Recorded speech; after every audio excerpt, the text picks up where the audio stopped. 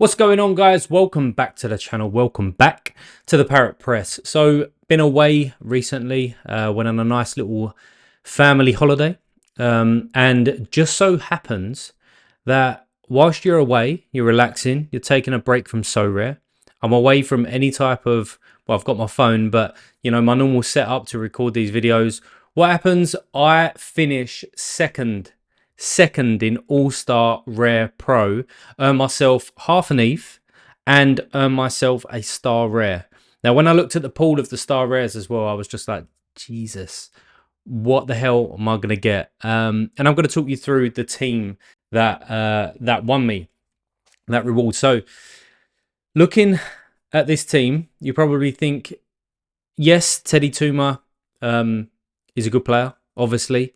He's kind of well known, but the others not so much. And it just proves that all in all, this team cost me around about 2.2 ETH, I would say, something along those lines at the time. Now, probably if you was to pick these guys up now, you're looking at probably half of that because of the drop that's been going on in Sorare recently.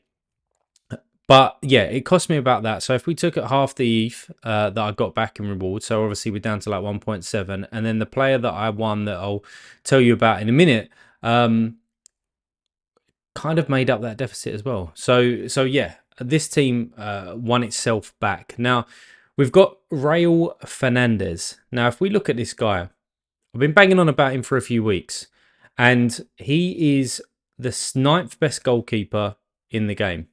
Right, he's, where old is he? 35 now.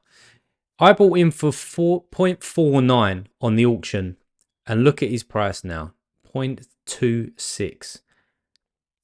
I don't understand how, look at these scores. I don't understand how the 9th best goalkeeper in the game is that cheap. It is madness just because he's not a name. Just because he's not a Unastall or somebody like that. He scores are mad, and I have faith in this guy. I really, really do. Now, he transferred, let me just go down here to make sure. So he transferred from Las Palmas and then moved over to Granada, or Granada, however you want to say it, and he was the sub there. And I think the guy he's younger, he's like 27 or something like that. And maybe that's why the price kind of escalated, because he was putting up these numbers and then dropped down. Maybe next season he's not going to be the number one. But when he's performing like this, when he's keeping these many clean sheets and he's performing save after save from an AA point of view as well, I don't know how he doesn't start next season. But anything can happen, obviously. But right now, he is the number one, guaranteed. And he's performing like this. So no matter which lineup that I put this guy in, I have faith, I have trust that he's gonna do well. Even if it's not a clean sheet, look at his AA here, right? A 14, a 20, a 14, an 8, a 16, a 21, a 39, a 15, a 14. I'm happy with that from a goalkeeper. So he was in that lineup. The next one was Botch, which I'm calling him. He's had a really tough run. If you can see around here, this is kind of when I picked up his super rare, around this point, around this 85. And then obviously all of a sudden he's fallen off a cliff and been atrocious since. But that's more so down to Herenveen losing Nopper in goal, losing a couple of other players. I think Hay was out for a couple of games in the centre of the park. So yeah, it wasn't the best. It wasn't the best time for that club.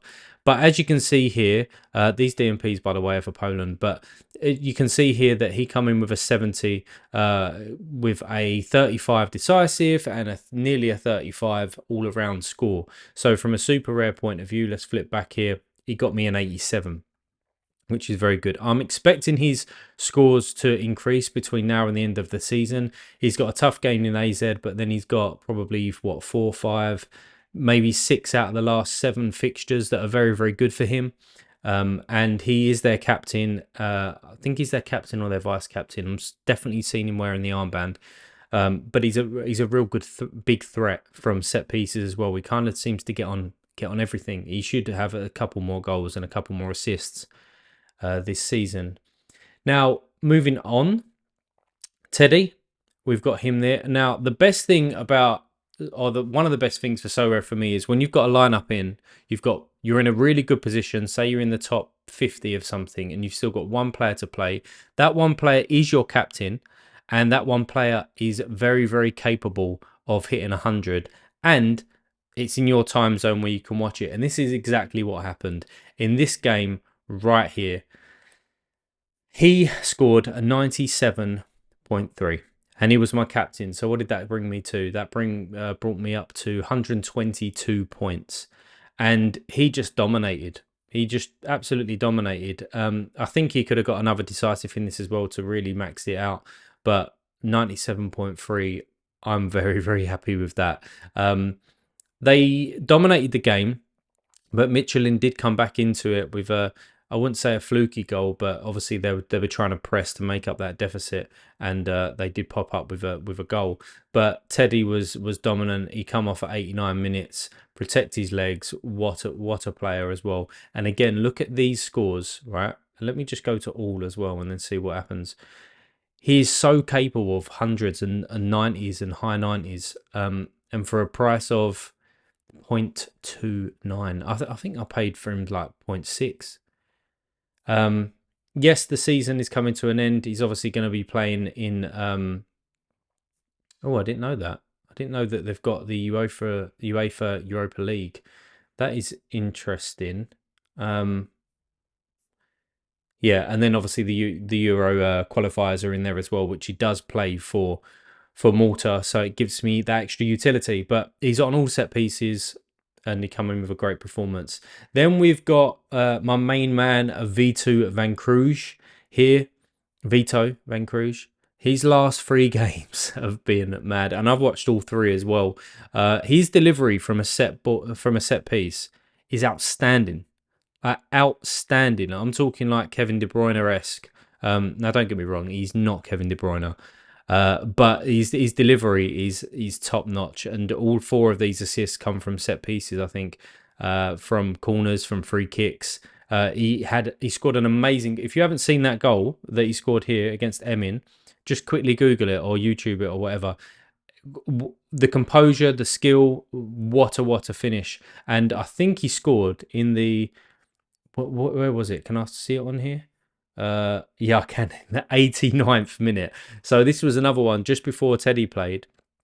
I needed him to do something big. I needed him to get a decent decisive to get me up in the ranks, because the other players are already coming with some decent results as well. And he pulled it out and he got a 91. And he is obviously my super rare, which made me get 114 points off of him. What a player he is. Now, spoiler, because I've got a video coming out in the next couple of days, but I have sold his rare. I've got his super rare, but I have sold his rare, but that's because certain things that are going on in the club at the moment, which I'll explain in the upcoming video. And then lastly, to rack it all off, now this was probably one of the best trades that I've done in Sorare so far. And that is not because of, I got an amazing deal. It was because I done this with literally 6 or 7 minutes before the deadline. And what happened? He come in with an 86 for me. Won a penalty, decent AA. Dominated the game against New York City. So Houston are playing very, very well this year. They come in with 2 losses. And away from home, but their home form in the last 2 have been very good. I mean, look at that. They're playing Cincinnati, New England, Austin, and New York City, and they're still coming away with 6 points, 2 clean sheets, and Herrera has been top notch. Now, he takes most of their set pieces. He didn't take the penalty, but he won it, and I'll take that decisive. But he has been very, very good this year, and I do expect that if he pulls out another one, I mean, Earthquakes, San Jose, even though it's away from home, I expect him to score at least 60 there just from AA. Then he's got another home fixture against Galaxy, and I think that they are useless this year. So he's got a good run of fixtures, and if that continues, he's going to be one of the best midfielders in the MLS, even though he is 32, pushing 33, and he plays for Dynamo, who are not historically, or I shouldn't say historically, but in the last few seasons have not been good. But this guy pulled it out. Now, the trade that I done was this trade. Now, Paradella, he done all right for me. Let me just open this up and show you. He did do all right for me from a scores point of view. I think he won me a threshold as well, which weren't too bad. But these two here, where he scored on both games, and he's been taking some of their set pieces, but I wanted somebody that I can utilize a little bit more than Paradella. I still think that he's a very good player. He's obviously playing for one of the best teams in the Argentina league, and for that cheap and for a set piece taker as well, it's a good deal. But the deal that I made was this one. I sent 0.04 ETH plus that guy. At the time, I think Herrera was selling for around about 0.07. And then I overpaid it obviously a little bit, and now look at him, he's 0.05 above this trade. But the best trade, just as I said, because I've done this a couple of minutes before the deadline and whacked him into this lineup, which done the absolute business for me. And I never really thought that. Now I knew that these super rares were capable of higher scores. I mean, as I've already shown you with Botch, you know, he's capable of 190, 93 there and 85. And with Van Cruz as well, he's just superb for me personally. So at 99, 186, 87, blah, blah, blah. It's all there to see, right? Especially the last 3 games. He's become probably the 9th best forward in the game at the moment. And you can pick him up for 0.15 as a rare. I know the seasons are coming to an end, but prices are mad. But I knew that they were capable, which means that I knew that they were capable of scoring big points because of the 20 to 25% boost on their super rares. And I knew that Teddy was capable as well. But for this to all happen on the same weekend, and when you are competing against, you know, the Mbappes, the Messis, Haalands, blah, blah, all the big wows putting out the big guns, it kind of just shows that do your scouting, guys, play the matchups, and who knows, right? Who knows? And I just feel lucky to get to this point. The grinding that I've been doing for the last sort of 12, 14 months all come to a head, and it was all worth it, and buzzing about it. So with that being said, half an ETH, which has already been spent in my already been spent, but I'll tell you about that in the upcoming video. Who did I get? Who was the star rare? It was this guy. It was Jude. Hey fucking Jude. Look at him. Just look at him. What a specimen. Now when this come through, I was just a bit like, shit, this guy must be like 2 ETH, right? So I checked it out, and he's just going for over an ETH. Now, if we look at his recent sales, so 3 months ago, he was going for 3 ETH, right? Fast forward, well, 1 month ago, so 2 months difference, is all of a sudden dropping down to that sort of 1.8. And then somebody sold him here, and that's fine. You know, you needed the ETH, or you needed to do whatever you needed to do.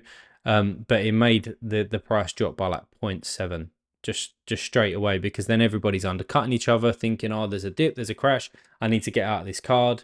Or maybe in the last day or so, we obviously heard around about the threshold increases. So maybe people were like, oh, I'll sell him and pick up a super rare goalkeeper and try and get that $200 each week. Fine. But even since when I won him, I think I put him up on the market for around about 1.3. And now look at it, it's already down to a 1.1, and everybody's undercutting each other. There's 5 Jude Bellinghams there, all at the same price. And I was in a bit of I still am, to be honest. Do I sell Jude Bellingham? Now, if I ever thought that I'd want a Jude Bellingham, as I said earlier, I didn't think that was going to be the case, right? But for the prices, or for what's going on in Sorare right now, I could probably pick up a Carlos Hill, maybe a Cecina, and maybe at a push, I don't know the price, but maybe a Hani Mukhtar for my gallery. Now, they are 3 big players for one player. Now, I'm not playing under 23, and I don't plan to either, unless I win an under 23 goalkeeper and I decide to dabble a little bit. I don't plan on playing under 23s. So looking at his scores, is this guy better than a Carlos Hill? This form here, probably equivalent and probably better. But if we look at his form in total, it's obviously very good. I'm not saying it's not, but a Carlos Hill and a Cecina, are they better from trying to win things point of view than Jude Bellingham? Maybe.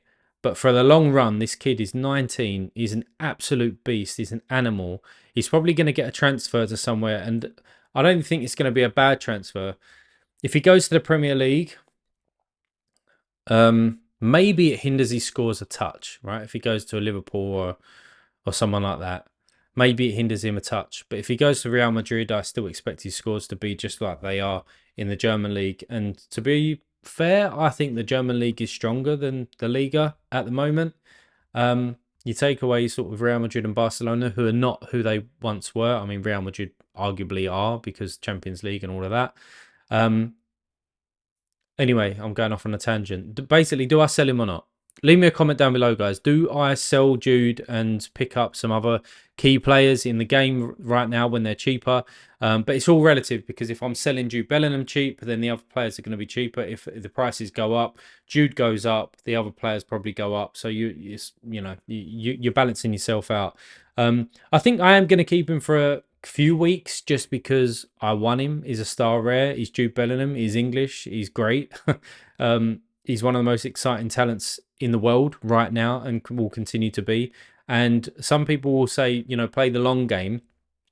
But yes, you obviously want to think about the long game. But again, Carlos Hill, I could pick up 2 Carlos Hills for that price. And Carlos Hill will still be playing for the next 2, 3, 4 years. And will he yield me more rewards? I don't know. You can see where my head's at the moment. I'm kind of here, there, and everywhere. But I will keep him for now. But yeah, leave a comment down below, guys, as to what you would do with Jude Bellingham when you're looking at my gallery and what my gallery looks like. Yeah, so there we go. Second in All-Star Rare Pro. Massive, massive return for me. Pretty much won me 25% like back of my gallery, which is madness. Yeah, I'm blessed. I'm blessed. Anyway, guys, leave a comment down below. What should I do with Jude? If you like the video, hit the like button. If you want to see some more, hit that subscribe button. And check out, in the next couple of days, will be another video where we're talking about some gallery updates, maybe some lineup building as well for the weekend. Cheers. Take care. See you in the future.